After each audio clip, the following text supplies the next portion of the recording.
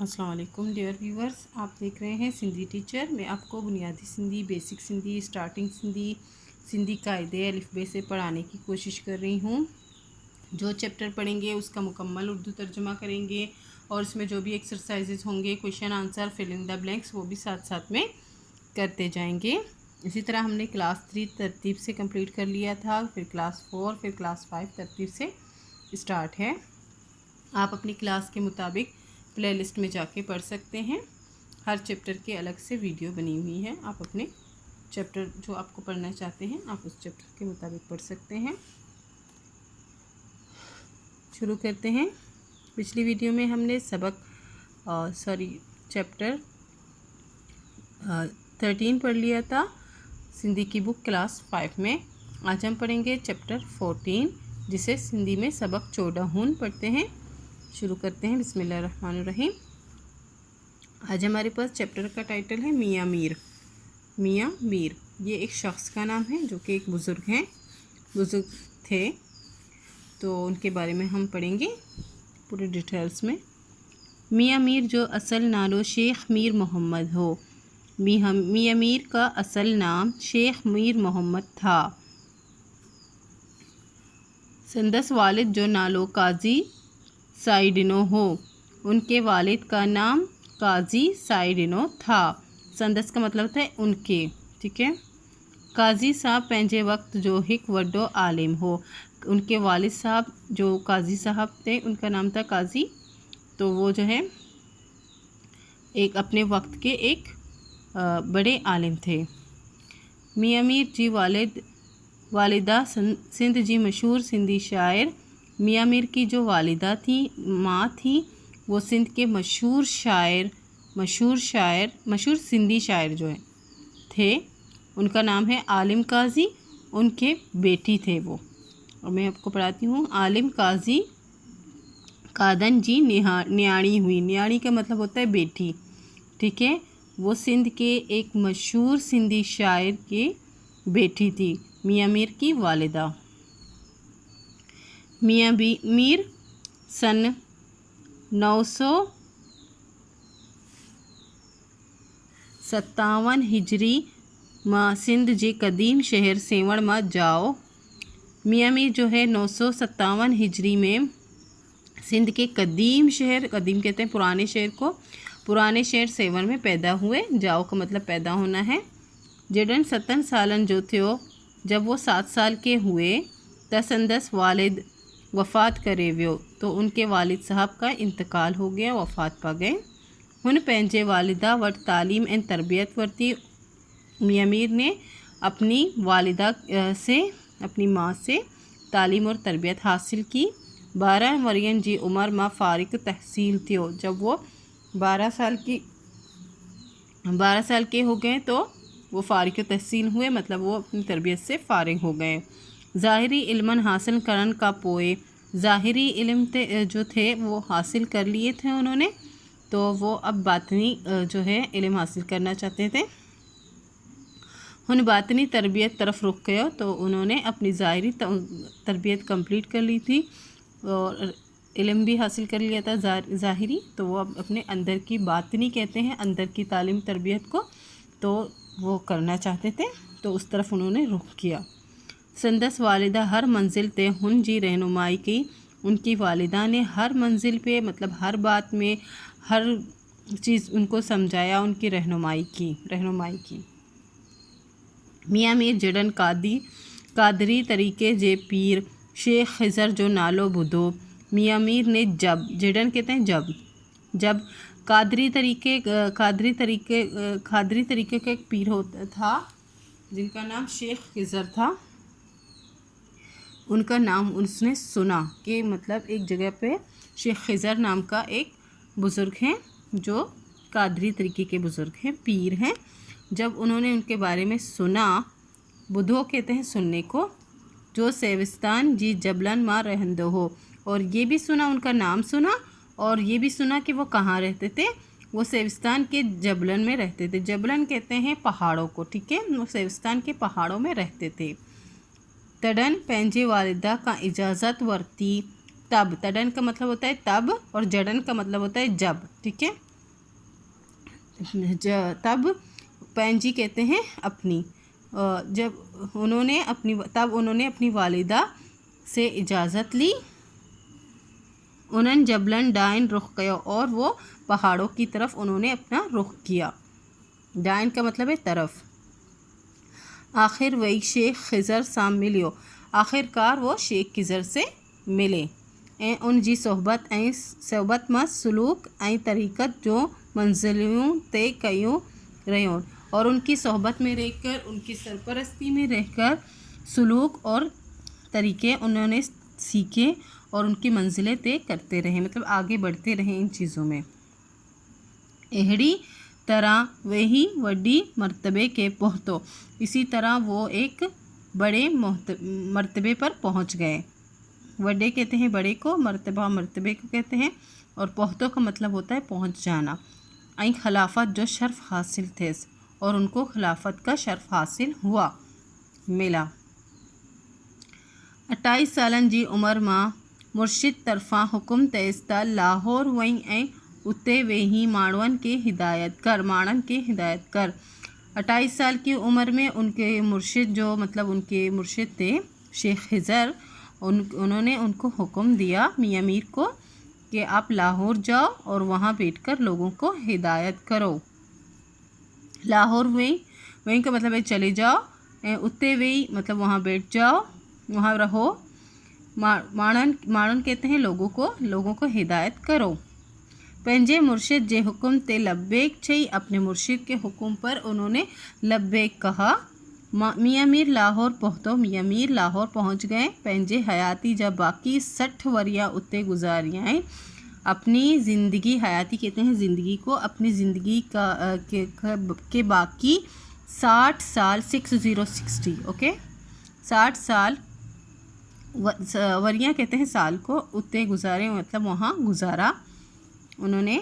मियाँ मीर जी सोहबत में जेको ती आयो, मियाँ मीर की सोहबत में जो भी आया सो इश्क इलाही में रगजी ते व्यो, तो वो इश्क इलाही मतलब अल्लाह ताला के इश्क में वो रंग गया। संदस नालो बादशाही दरबार ताई पहुँचो, उनका नाम, संदस कहते हैं उनका नाम बादशाही दरबार तक पहुँचा। मुग़ल शहनशाह जहांगीर,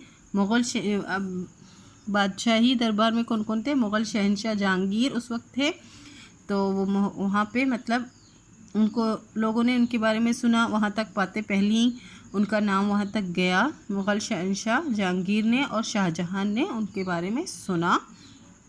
शहनशाह ब संदस मोतिकदन माँ हुए, वो जो है अकीदतमंद कहते हैं, मतलब अकीदा जो करते हैं, किसी पे बैत करते हैं, तो मियाँ मीर के पे इन दोनों को यकीन हुआ, अकीदा हुआ उनका, शहनशाह जहांगीर और शाहजहां का। ठीक है। दारा शकू जीता साट्स गहरी मोहब्बत हुई। दारा शकू जो है एक और बादशाह थे, वो ईरान के बादशाह थे, वो उनके साथ बहुत ही ज़्यादा गहरी मोहब्बत हुई। साट्स कहते हैं साथ, गहरी कहते हैं गहरी को, और मोहब्बत को कहते हैं। उनकी तो कुछ ज़्यादा ही, इन दोनों से ज़्यादा दारा शकू की उनसे मोहब्बत हुई गहरी। मियाँ मीर 7 रबीउल अव्वल 1045 हिजरी माँ वफ़ात कई। मियाँ मीर 7 रबीउल अव्वल को 1045 हिजरी में वफ़ात हुए। उन वक्त संदस उम्र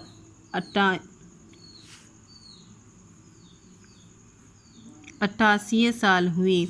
उनकी टोटल जो उम्र है वो 88 साल थी। 60 साल उन्होंने लाहौर में और बाकी 38 साल उन्होंने अपने वहाँ गुजारे सेवण में। केस लाहौर जे बरसा हाशमपुर मां दफन कयो वियो। आखिर लाहौर के बरसा हाशमपुर जो है वहाँ पर उन्होंने दफन किया उनको, वहाँ पर उनका मज़ार है।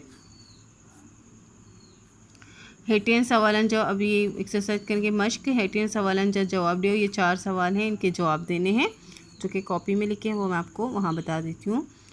बे है हेटियन जुमलन माँ ज़मीर गोलियो, इन जुमले जो ये लिखे हुए हैं इनमें ज़मीर को तलाश करो।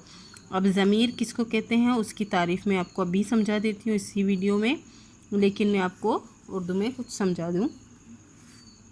वो अल्फाज जो किसी इंसान को ज़ाहिर करे, किसी चीज़ को ज़ाहिर करे, उसको ज़मीर कहते हैं। जैसे कि अगर किसी का नाम असलम है और हम उसे सामने देख रहे हैं और हमें नहीं पता उसका नाम असलम है, तो हम कहते हैं वो, ये सब कुछ ज़मीर कहलाते हैं। ठीक है, मैं, तुम, ये वर्ड ज़मीर कहलाते हैं। इनमें अब कौन से अल्फाज हैं? हु मानी खाए, थो मानी खाए मतलब खाना खाना, ये तो नहीं होगा। तो हु जो है वो, ये देखें वो लिखा है, वो जो है ज़मीर है, हु ज़मीर है। इसी तरह आऊँ किताब पढ़ा, तो इसमें किताब पढ़ा तो एक काम हो रहा है, लेकिन कौन पढ़ रहा है? मैं पढ़ रहा हूँ। आऊँ का मतलब है मैं, तो इसमें ज़मीर ये हो गया। इसी तरह तू ख़त लिखी, तो तू मतलब तुम ख़त लिखते हो। ख़त लिखना तो एक काम है, लेकिन तू जो है वो ज़मीर है क्योंकि वो तुम है। इसी तरह इसके उर्दू मीनिंग्स मैंने यहाँ लिख दिए जो कि ज़रूरी नहीं है, लेकिन इससे ही मैंने लिख दिया आपको समझाने के लिए।